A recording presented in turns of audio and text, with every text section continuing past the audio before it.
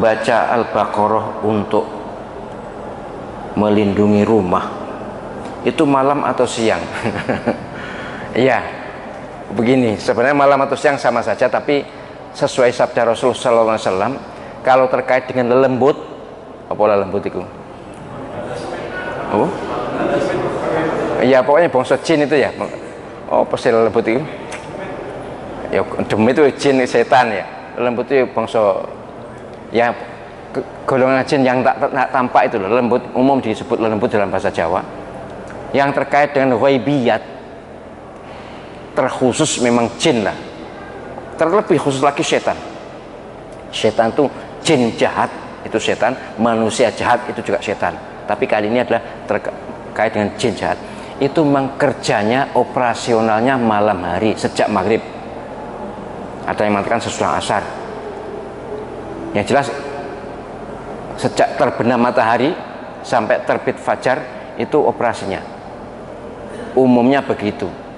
Maka walaupun dibaca siang juga bagus, kalau hanya bisa membaca sekali lebih afdal malam hari. Jadi bukan hanya ini, nanti kaitan dengan apa-apa yang terkait dengan jin, walaupun siang hari juga boleh. Misalnya ada anak kesurupan, misalnya kesurupannya siang, masa langsung nunggu malam, ya enggak lah ya. Tapi secara umum pengamalan amaliyah yang terkait dengan ghaibiyat, terutama setan, itu adalah lebih afdal malam hari. Maka saya kemarin sudah saya sampaikan, dalam satu malam, dalam sholat malam itu antara salah satu, dua atau tiga, bacalah Al-Falaq dan An-Nas. Syukur kalau sebelum tidur juga membaca seperti Nabi SAW. Tapi setidaknya dalam sholat-sholat di malam hari baca itu. Juga kalau misalnya mengamalkan surah Al-Baqarah untuk mengusir jin di suatu tempat, itu juga malam hari. Dan saya ingatkan lagi bahwa amaliyah baik baca Al-Baqarah atau baca yang zikir-zikir ini bukan sekali jadi dan tidak cukup sekali. Penyakit aja bisa kambuh, apalagi setan jauh lebih cepat kambuhnya. Bahkan dalam hadis dikatakan setan itu kalau ada orang azan pergi, tapi engko nek wis mandek balik. Gitu. Jadi setan itu lebih cepat balik kalau kita tidak punya proteksi diri. Proteksi itu perlindungan ya, zikir-zikir penjenengan itu. Tapi kalau membaca Quran ya jangan hanya malam hari ya. Baca Quran jangan diniatkan untuk mengusir setan ya, jangan. Baca Quran niat ibadah kepada Allah SWT, dan sesuai dengan sabda Nabi SAW, niat berkomunikasi dengan Allah SWT.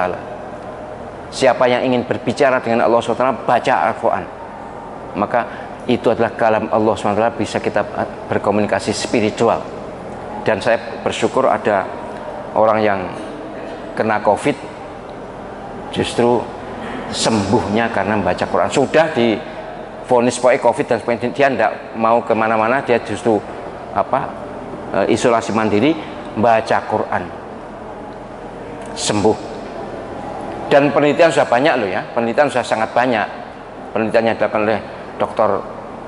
Rodi dari Amerika menyatakan bahwa Al-Quran yang dibaca dengan suara itu bermanfaat untuk yang membaca dan untuk yang mendengar. Vibrasinya tinggi, ada vibrasinya, sehingga banyak orang tersembuhkan karena bacaan Al-Quran yang keras. Kerasnya ya keras terdengar, bukan bengok-bengok, bukan teriak-teriak, tapi keras secara pantas. Itu dibuktikan oleh banyak testimoni tentang tilawah Al-Quran. Jadi ya di era, di kondisi seperti sekarang ini, jangan jauh dari masjid, jangan menghindari masjid, juga jangan jauh dari Al-Quran, jangan jauh dari zikir. Justru harus diperbanyak zikir, perbanyak tilawah, sergap ke masjid. Insya Allah justru itu menjadi obat. Kalaupun tidak jadi obat, pasti itu berpahala, pasti itu menyelamatkan, pasti itu mendekatkan diri pada Allah SWT. Tapi berdasarkan banyak penelitian dan banyak testimoni, sudah sangat banyak ada penelitian tentang zikir. Ini Dr. Asyah, dekan Fakultas Ilmu Kesehatan di UINSA itu meneliti tentang manfaat zikir bagi kesehatan.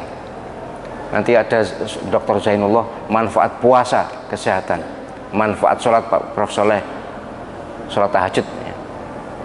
Kaitannya dengan penyembuhan kesehatan banyak sekali. Jadi sangat tidak sesuai dengan syariat jika kita ada tertimpa musibah, tertimpa penyakit, justru menjauhkan diri dari Allah Subhanahu wa taala, menjauhkan diri dari zikir atau praktek-praktek ibadah keagamaan. Oh, tinggal sedikit waktunya. Sekarang saya harus agak membatasi, mohon maaf. Jadi saya juga kasihan pada penjenengan, jangan sampai kemalaman. Ada yang usul sebaiknya jangan sampai 8:30 ya, kita batasi maksimal jam 8:15 maksimal, kalau bisa jam 8 selesai.